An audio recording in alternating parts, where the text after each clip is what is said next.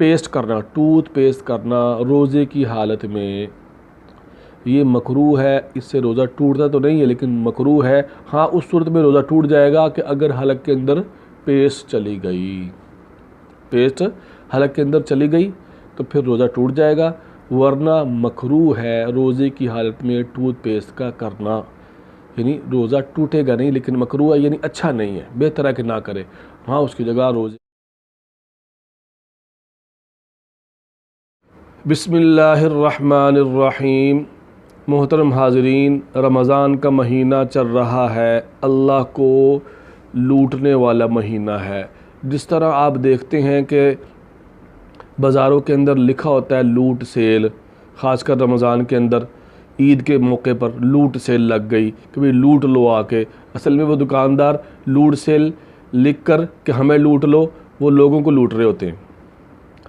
तो वो हमारे जो है ना, वो भोले जो है ना मुसलमान क्या करते हैं, भाई लूट सेल लगे भी दुकानदारों को लूटाओ। तो अल्लाह जो लूट सेल लगा रहे हैं तो इसमें हकीकतन क्या है, अल्लाह पाक इतना नवाज रहे हैं, इतना नवाज रहे हैं कि इंसान की सोच भी वहाँ तक नहीं जा सकती जितना अल्लाह दे रहे हैं हर वक्त, और ख़ासकर रमज़ान के अंदर जो दे रहे हैं। बहरहाल रमज़ान के इन बाबरकत घड़ियों से फ़ायदा उठाएं।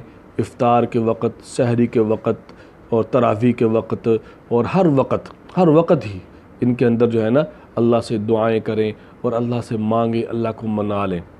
बहरहाल आज का जो मौजू है वो है कि रोज़ा किन चीज़ों से टूटता है, किन चीज़ों से रोज़ा टूट जाता है।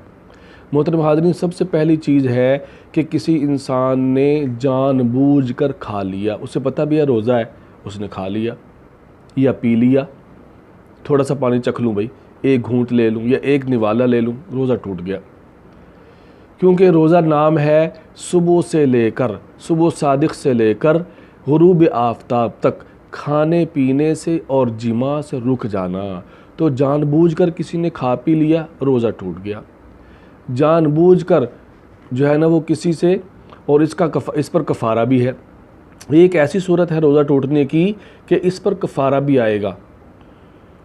और या जानबूझकर जिमा कर लिया बीवी के साथ, तो उससे भी रोज़ा टूट जाएगा और कफ़ारा भी आएगा। महज साथ लेटने से, बोसो किनार से रोज़ा नहीं टूटता, लेकिन रोज़े की हालत में बेहतर है कि इससे भी इज्तनाब किया जाए ताकि जिमा तक पहुंचने का खदशा ना रहे। तो इन दो चीज़ों से, खाना पीना, जिमा करना जानबूझकर, इनसे रोज़ा टूट जाएगा। और ये दो सूरतें ऐसी हैं कि जिनसे कफ़ारा भी आएगा। इसी तरह किसी शख्स ने जमाई ली और पानी का कतरा टपका उसके मुंह में, बारिश आ रही थी तो वो अंदर निकल गया, इससे भी रोज़ा टूट जाएगा, लेकिन इससे सिर्फ क़ज़ा आएगी, कफ़ारा नहीं आएगा। तीसरा मसला कि अगर किसी शख्स ने कान के अंदर तेल डाला या कान के अंदर कोई दवाई डाली, इससे भी रोज़ा टूट जाएगा। इसी तरह अगर किसी शख्स ने, नंबर 4 मसला कि किसी शख्स ने हुक्का पिया, हुक्का या सिगरेट पी, तो हुक्का और सिगरेट पीने से भी रोज़ा टूट जाता है, खा एक कश ले गया। लेकिन यहाँ पर एक बात याद रखें कि रोज़ा सिगरेट पीने से, हुक्का पीने से रोज़ा तो टूटता है, वज़ू नहीं टूटता। एक आदमी आया मेरे साथ, मौलाना साहब मैंने कपड़े बदले हैं, नंगा हो गया था मैं, तो उससे रोज़ा टूटा कि नहीं, उससे वज़ू टूटा कि नहीं टूटा? तो भाई इससे भी वज़ू नहीं टूटता, वज़ू को इतना कच्चा नहीं है। नवाक़िद वज़ू हमने एक जगह बयान कर दी थी, एक जगह पर, उनको वहाँ पर देख लिया जाए कि किन किन चीज़ों से वज़ू टूटता है। तो बहरहाल अगर किसी शख्स ने कान के अंदर तेल डाल, अगर किसी शख्स ने हुक्का पिया या सिगरेट पी तो रोज़े की हालत में, तो उसका रोज़ा टूट जाएगा। लेकिन इन चीज़ों के पीने से, यानी सिगरेट और हुक्का पीने से वज़ू नहीं टूटता, वज़ू इनसे नहीं टूटता। तो इसी तरह नस्वार खाने से रोज़ा टूट जाता है। नस्वार मुंह के अंदर रखी, नस्वार रखने से भी रोज़ा टूट जाता है, लेकिन नस्वार रखने से वज़ू नहीं टूटता।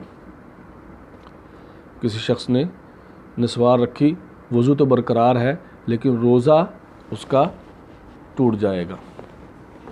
इसी तरह पेस्ट करना, टूथ पेस्ट करना रोज़े की हालत में ये मकरूह है। इससे रोज़ा टूटता तो नहीं है लेकिन मकरूह है। हाँ, उस सूरत में रोज़ा टूट जाएगा कि अगर हलक के अंदर पेस्ट चली गई, पेस्ट हलक के अंदर चली गई तो फिर रोज़ा टूट जाएगा, वरना मकरूह है रोज़े की हालत में टूथ पेस्ट का करना। यानी रोज़ा टूटेगा नहीं लेकिन मकरूह है, यानी अच्छा नहीं है, बेहतर है कि ना करे।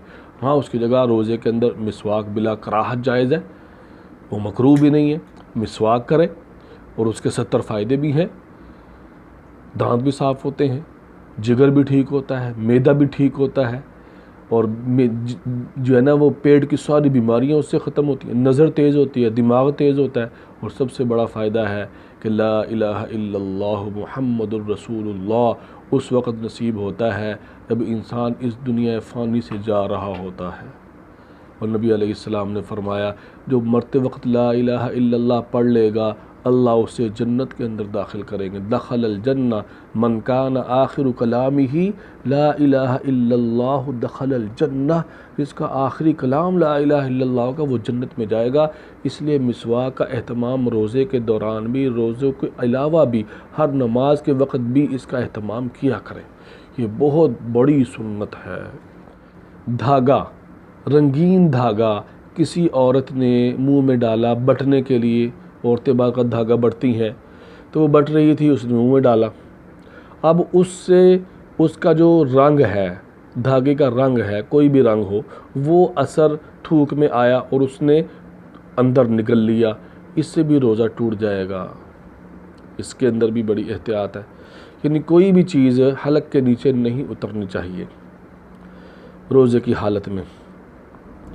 इसी तरह इनहेलर, बाद लोगों को दमे की बीमारी है, सांस की बीमारी है, रोज़ा रखा हुआ है, तबीयत ख़राब हो गई, अब इनहेलर का इस्तेमाल करेंगे, रोज़ा टूटेगा या नहीं टूटेगा? तो इनहेलर के अंदर चूँकि दवाई ऐसी होती है जो हलक के नीचे उतरती है, इसलिए इनहेलर से रोज़ा टूट जाएगा। तो इनहेलर से रोज़ा टूट जाएगा, इनहेलर के इस्तेमाल करने से रोज़ा टूट जाएगा। वमा अलैना इल्लल बलाग।